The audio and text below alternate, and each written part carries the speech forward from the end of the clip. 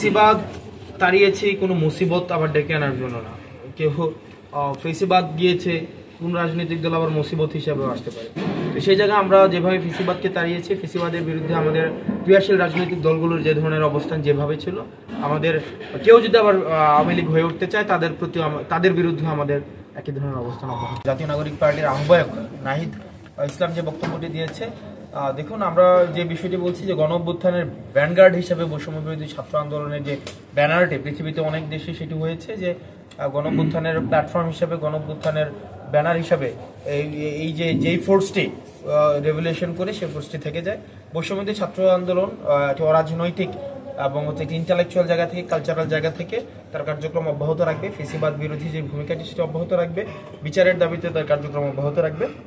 আইন শৃঙ্খলা বাহিনীর প্রতি আমাদের সবসময় আহ্বান, আমরা সব সময় আহ্বান করছি যে এই যে ল অ্যান্ড অর্ডার সিচুয়েশনকে রিস্টোর করার জন্য আইন শৃঙ্খলা পরিস্থিতি বাহিনী যারা রয়েছে, আমরা 5 আগস্ট পরবর্তীতে আমরা জানি তাদের যে ফেসিবাদী যে শক্তিটি ছিল, আওয়ামী লীগ তাদেরকে লাঠিয়াল বাহিনী হিসেবে ব্যবহার করেছে, তাদের রাজনৈতিক স্বার্থে হাসিলের জন্য ব্যবহার করছে। কিন্তু আমরা পুলিশ সহ অন্যান্য যেই আইন শৃঙ্খলা রক্ষাকারী বাহিনী রয়েছে, আমরা তাদেরকে আশ্বস্ত করতে চাই, আমরা যদি মনে করে থাকেন যে আমরা কোনো আইন শৃঙ্খলা রিস্টোরেশনের কাজে আমরা কোনোভাবে আপনাদেরকে সহায়তা করতে পারি, আমরা আপনাদের সহায়তা করব। আমরা এটা আপনারা যদি মনে করে থাকেন যে আবার কোনোভাবে এই ফেসিবাদ ফিরে আসবে, আওয়ামী লীগ ফিরে আসবে, আবার আপনারা তাদের মডেলের আবার পুলিশিং করবেন, সেটা আর বাংলাদেশে কখনোই সম্ভব না। সুতরাং আপনার জনগণ যে ধরনের পুলিশিং চায়, আপনার বাংলাদেশপন্থী যে ধরনের পুলিশিং, আপনারা সেটি কার্যকরে আমরা প্রত্যাশা করব। আপনারা তৎপর হবেন এবং law and order situation restore করার জন্য আপনাদের কার্যকর ভূমিকা আমরা দেখতে চাই।